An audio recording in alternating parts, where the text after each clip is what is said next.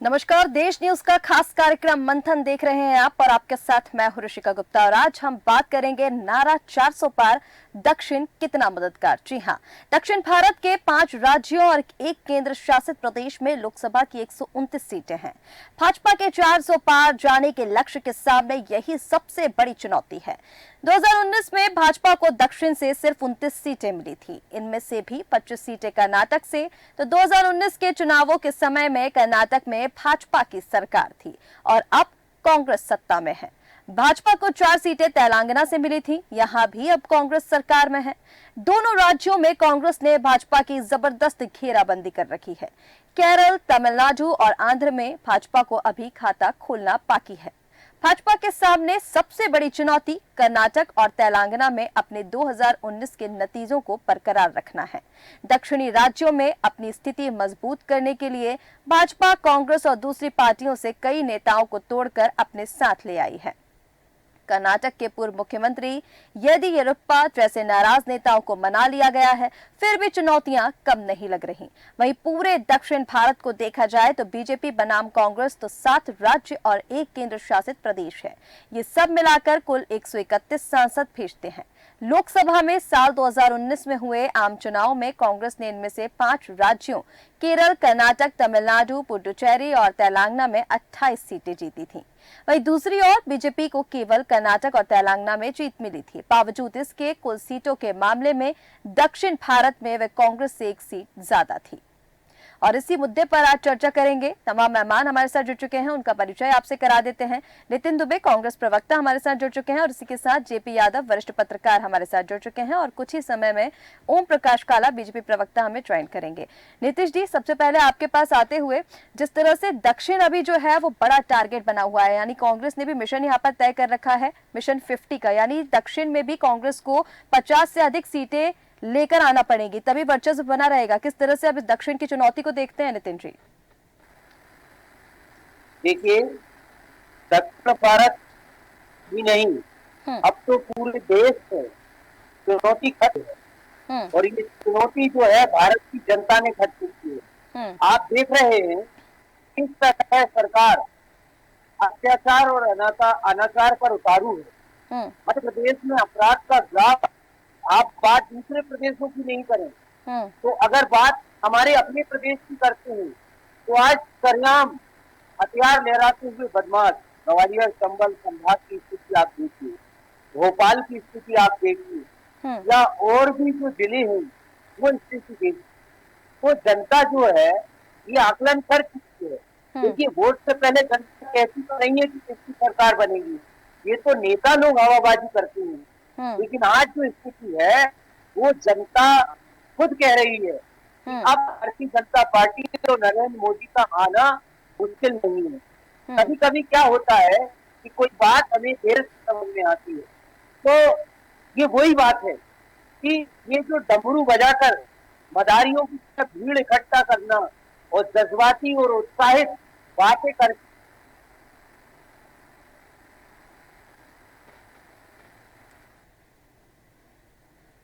नितिन जी की आवाज हम तक नहीं पहुंच पा रही है। जेपी यादव जी, आपके पास मैं आना चाहूंगी। जिस तरह से हम देख रहे हैं अभी जो बीजेपी ने नारा दिया है 400 पार का, 400 पार करने के लिए सर दक्षिण भारत में भी अपना परचम लहराना जरूरी है, जहां हम देख रहे हैं कि 2 राज्यों से सिर्फ बीजेपी जीती थी पिछले, अगर लोकसभा चुनाव की बात करें, जहां बीजेपी को 29 सीटें मिली थी कर्नाटका और तेलंगाना से। बाकी जो 3 राज्य बचे थे वहां पर बीजेपी का खाता भी नहीं खुला था।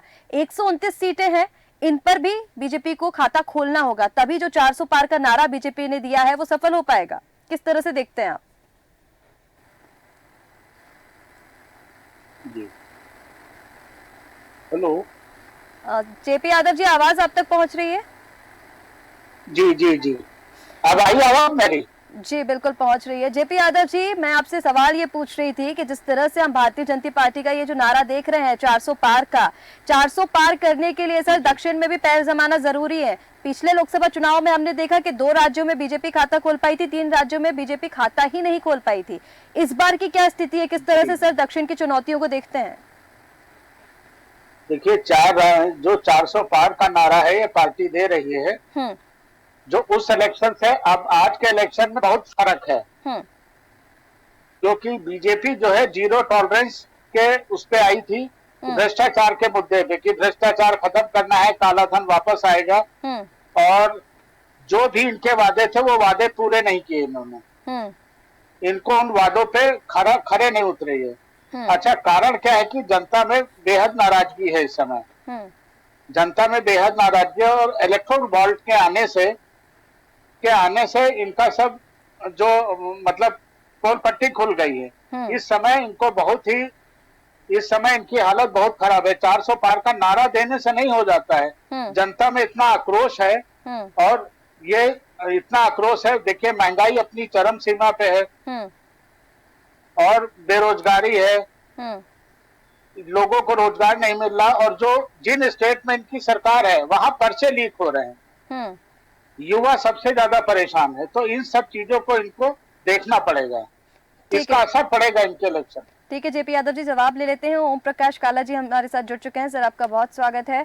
ओम प्रकाश जी, जिस तरह से अभी आप जेपी यादव जी को सुन रहे थे, उनका ये कहना है कि जो मेन मुद्दे हैं वहां पर सरकार नहीं है, जो जीरो टॉलरेंस की राजनीति है, यानी जो 400 पार का नारा है सिर्फ देने से काम नहीं चलेगा, आम जन को सुविधाएं भी मिलनी चाहिए। जी, सबसे पहले तो आपको नमस्कार मैम, और यहाँ पे जो हमारे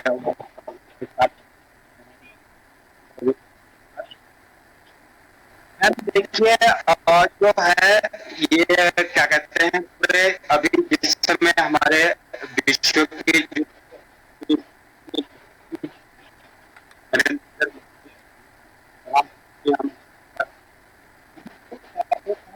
ओम प्रकाश जी, आपकी आवाज ठीक से नहीं पहुंच पा रही है। ओम प्रकाश जी आपकी आवाज ठीक से नहीं पहुंच पा रही है, ईयरफोन्स वगैरह लगाइए आप।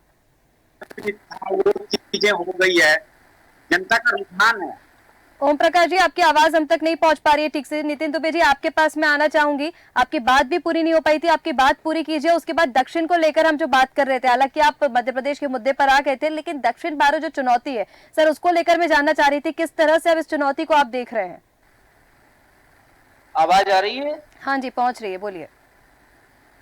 जी देखिए, मैं ये कहना चाह रहा था कि जिस तरह हम 3 घंटे की फिल्म देखने के लिए टॉकीज में जाते हैं, तो उस समय उस फिल्म में जो दृश्य होते हैं, जो विलेन के डायलॉग होते हैं, हीरो के डायलॉग होते हैं, वो हमारी मनोदशा पे असर करते हैं और हम 3 घंटे के लिए उस फिल्म में कैप्चर हो जाते हैं मानसिक रूप से।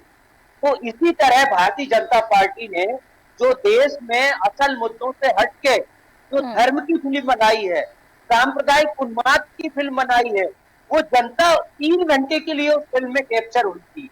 लेकिन अब टॉकीज से बाहर जनता निकल गई है, यानी अब जनता बाहर आ चुकी है, जिससे दिमाग से सोच चुकी है कि मेरे मूल मुद्दे गायब हैं। महंगाई का क्या हाल है, गरीब कैसे जिएगा, बेरोजगारी, युवा कितने परेशान है, महिलाओं के साथ अत्याचार कितना ज्यादा हो रहा है और अपराध का ग्राफ पूरे में बढ़ रहा है। और दूसरी सबसे गंभीर बात यह है ऋतिका जी कि आज संविधान को कैप्चर किया जा रहा है। आप देखिए, मैं किसी अपराधी के पक्ष में नहीं हूं। जिसने जो अपराध किया उसे कानून सजा देगा और देना चाहिए, कोई भी हो। लेकिन मुख्यमंत्री सजा देने वाला कौन होता है, मुख्यमंत्री षड्यंत्र रचने वाला कौन होता है? ऐसे तो हम जो नारा बुलंद करते हैं कि अम्बेडकर का कानून का राज चलेगा या देश में संविधान का राज चलेगा, इस तरह से तो भारतीय जनता पार्टी इस देश में अराजकता पैदा कर रही है। जिसके हाथ में हथियार होगा, जिसकी लाठी उसकी भैंस होगी, तो फिर इस देश में संविधान का राज कहां से हो गया? ये जो विलेन है, फिल्मी विलेन, आपने देखा होगा प्रेम चोपड़ा व्हाइट कपड़े पहनकर कभी फिल्मों में आते थे और रात में उनकी हरकतें क्या होती थी। तो ये भारतीय जनता पार्टी और इनके जो मुख्यमंत्री हिंदी भाषी प्रदेशों में बैठे हैं, ये देश के संविधान में ग्रहण लगा रहे हैं।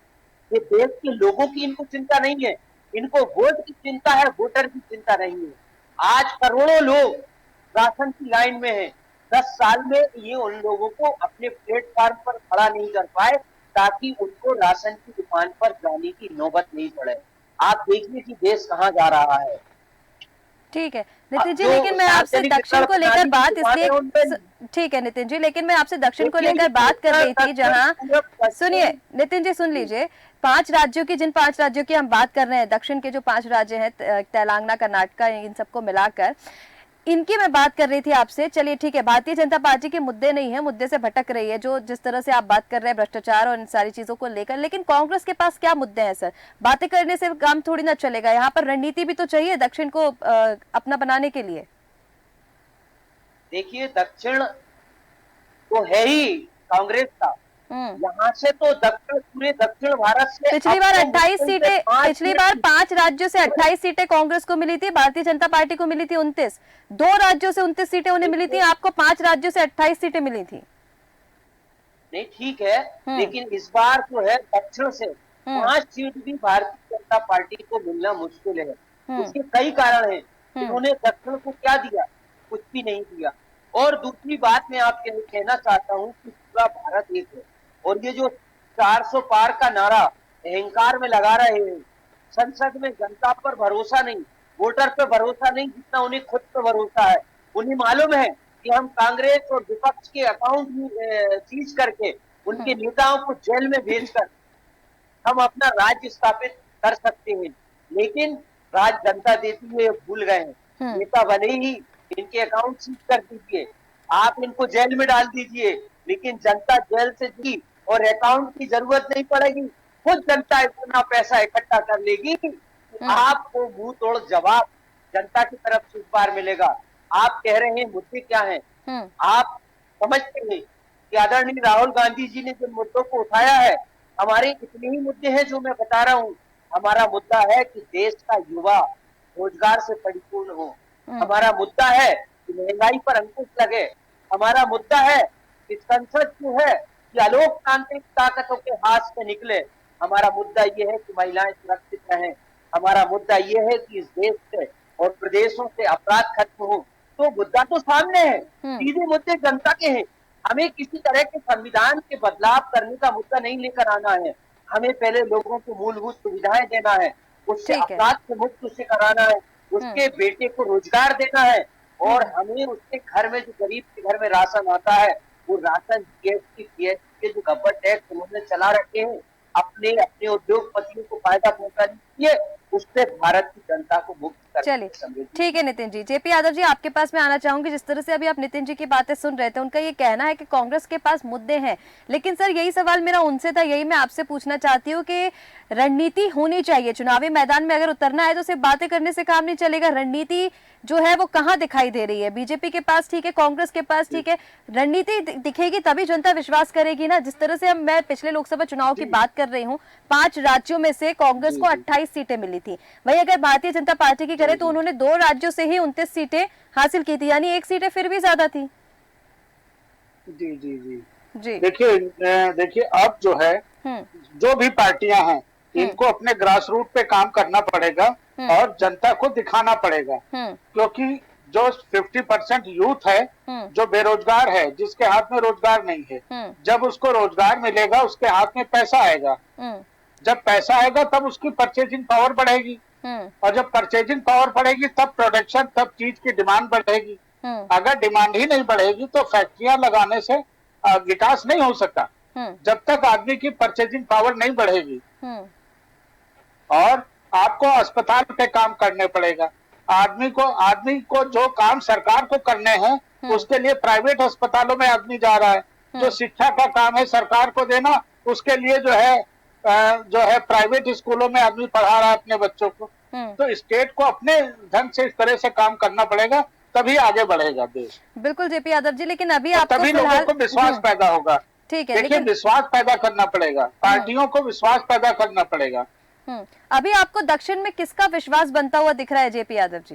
क्योंकि पिछले जब हम विधानसभा चुनाव की अगर मैं बात कर लूं, विधानसभा चुनाव में हमने देखा राम लहर ऐसी चली कि भारतीय जनता पार्टी और कांग्रेस दोनों ही राम लहर और बजरंगबली के नाम पर चुनाव लड़ रही थी। हालांकि बड़े शीर्ष नेतृत्व ने वहां पर रैली की कर्नाटका में, लेकिन वहां पर कांग्रेस ने सरकार बनाई है ना। अब इस बार भी राम लहर दिखेगी या फिर ये जो मुद्दे बताए जा रहे हैं, मुद्दे वहां पर प्रभावी होंगे लोकसभा चुनाव में? देखिए मुद्दे प्रभावी होंगे कि साउथ में जो एजुकेशन है, शिक्षा का स्तर अच्छा है। अपने उत्तर प्रदेश से, इन प्रदेशों से दक्षिण भारत में आदमी ज्यादा शिक्षित है, शिक्षा का स्तर है, इसलिए शिक्षा के आदमी दूसरे ढंग से सोचता है। अच्छा जो मुद्दा है राम मंदिर वाला, अब राम मंदिर बना दिया सरकार, उसके कोर्ट के आदेश से बन गया, ठीक है, काम खत्म हो गया। सरकार ने थोड़ी बनवाया, तो सरकार सुप्रीम कोर्ट के आदेश से बना है। ठीक है, लेकिन मंदिर से रोजगार तो नहीं हो सकता ना। बिल्कुल जेपी यादव जी, मंदिर से रोजगार नहीं मिल सकता, लेकिन अभी आपको किस पार्टी का प्रभाव दक्षिण में ज्यादा दिख रहा है? काम कौन सी पार्टी वहां पर कर रही है? जनता को किस पर विश्वास होगा इस बार? देखिए बहुत सा वोटर साइलेंट है, 10% 12% जो साइलेंट वोटर है, जब वो वोट करेगा तब पार्टियों को पता लगेगा। बिल्कुल साइलेंट वोटर पे डिपेंड करेगा ये। ठीक है जेपी यादव जी। नितिन जी, मैं आपके पास आना चाहूंगी। जिस तरह से अभी आप मुद्दे हमें यहाँ पर गिना रहे थे, मुद्दे की अगर हम बात करें तो हर बार इन्हीं मुद्दों पर चुनाव होता है। जो आम मुद्दे होते हैं, आम जन के लिए जो सुविधाएं जरूरत होती है, भ्रष्टाचार हो गया, युवाओं के लिए रोजगार हो गया, महिलाओं के लिए योजनाएं हो गई। लेकिन इस बार का जो चुनाव है सर, इस बार का जो चुनाव हम देख रहे हैं, एक तो राम लहर के पीछे राम मंदिर का, क्योंकि कहीं ना कहीं जो राम मंदिर का मुद्दा है वो प्रभावी तो है, भारतीय जनता पार्टी के खाते में वोट तो गए हैं, लेकिन जो बाकी मुद्दों की हम बात कर रहे हैं, प्रचार को लेकर अगर मैं बात करूं, कांग्रेस अभी धरातल पर ना मुद्दे गिनाती हुई दिख रही है, ना उस तरीके का प्रचार प्रसार दिख रहा है। देखिए, आपने ये बात सही कही कि चुनाव से पहले यही मुद्दे होते हैं, मूलभूत सुविधाएं, और भारतीय जनता पार्टी अपने एजेंडे में 4 साल तक यही चिल्लाती है कि लोगों को मूलभूत सुविधाएं देना है। लेकिन इन चुनाव के महीने में हिंदू, मुस्लिम, मंदिर, मस्जिद, ये मुद्दे बोतल में से जिन की तरह बाहर आ जाते हैं। आज मैं आपसे जानना चाहता हूँ, क्या हमारे आसपास बेरोजगारों की संख्या नहीं बढ़ी है? क्या हम ये नहीं देखते हैं कि जो राशन की दुकानें हैं उन पे सुबह से ही लाइन लगना शुरू हो जाता है? क्या हम ये नहीं देख रहे हैं कि हमारे ही प्रदेशों में दिन में अपराध हो रहे हैं, सरेआम लड़कियों को चौराहे से उठाया जा रहा है, महिलाओं की डिलीवरी रास्ते में हो रही है? तो ये क्या है? आज दर्जनों मध्य प्रदेश की जिलों की बात करें तो गर्मी आते ही प्यास से कंठ सूखने लगता है। जब हम मूलभूत सुविधाएं नहीं दे पाएंगे तो चांद पे पहुंचने से और स्ट्राइक करने से और मंदिर बना सकते थे और विश्व में 5वें नंबर की स्कूटी करने से क्या होगा? एक व्यक्ति अच्छे कपड़े पहनकर, सनस्क्रीन लगाकर, टी शर्ट कार से बाहर निकले और उसका पूरा कंधा जो है वो धूप से तड़प रहा हो। तो इस तरह की जो है विलासिता, फर्जी विलासिता भारतीय जनता पार्टी इस देश को भेंट में दिकर है। आप देखेंगे कि मोदी जो है विदेशों में जाने का, इससे मिलने का, उससे मिलने का, और चुनावी मंचों में जय श्री राम और फर्जी मुद्दे, समझिए मेरी बात सुनिए आप, बहुत एक गंभीर बात बताना चाहता हूँ मैं। और जो विपक्ष के नेता हैं उनके भाषणों को सोशल मीडिया पर गलत तरीके से चलवाना। अब आपको एक बात तो बताता हूँ, राहुल जी ने कहा कि ये जो है हमारी आध्यात्मिक धार्मिक बात है कि असुरीय शक्ति होती है और देवी शक्ति होती है। तो राहुल गांधी जी ने कहा कि ये वर्तमान सरकार असुरीय शक्ति जैसा काम कर रही है। तो मोदी जी ने दूसरे दिन उस मुद्दे को क्या जोड़ दिया कि हमारी मातृ शक्ति पे हमला हो रहा है, देवी शक्ति को गलत कहा जा रहा है। तो ये देखिए, अब ये मातृ शक्ति की तो आप नितिन जी अभी फिलहाल मत कीजिए, क्योंकि नारी के सम्मान को लेकर तो हम देख ही रहे हैं कितनी आपत्तिजनक टिप्पणियां हो रही हैं। फिलहाल इस मुद्दे से हटके हम जो दक्षिण के मुद्दे पर बात कर रहे थे उसी पर रहे, ज्यादा अच्छा है। जेपी यादव जी, एक अंतिम टिप्पणी में इस पर आपसे ये लेना चाहूंगी, जिस तरह से हमने पिछले चुनावों में देखा, विधानसभा चुनाव के, क्योंकि उन्हें सेमीफाइनल के तौर पर देखा जा रहा था, अब लोकसभा चुनाव जिनमें 1 महीने से भी कम का समय बचा है, क्या लोकसभा चुनाव में मोदी मैजिक जो है वो चलेगा? विधानसभा चुनाव में तो चलता हुआ दिखा, राज्यों में भारी बहुमत से भाजपा पार्टी आई है, 400 पार का जो नारा भारतीय जनता पार्टी दे रही है, क्या वो पूरा हो पाएगा? देखिए, अब जो है भ्रष्टाचार का मुद्दा, जिस मुद्दे पे सरकार आई थी उस पे सरकार का एक्सपोज हो गई सुप्रीम कोर्ट में, इससे इनको बचना पड़ेगा, इसका असर पड़ेगा चुनाव में। अच्छा, यानी जो इलेक्टोरल बॉन्ड का जो मामला है उसका असर कहीं ना कहीं जो लोकसभा चुनाव है उस पर देखने को मिलेगा। बिल्कुल बिल्कुल पड़ेगा, बिल्कुल पड़ेगा। ठीक है, आप दोनों ही मेहमानों का हमारे साथ जुड़ने के लिए बहुत शुक्रिया।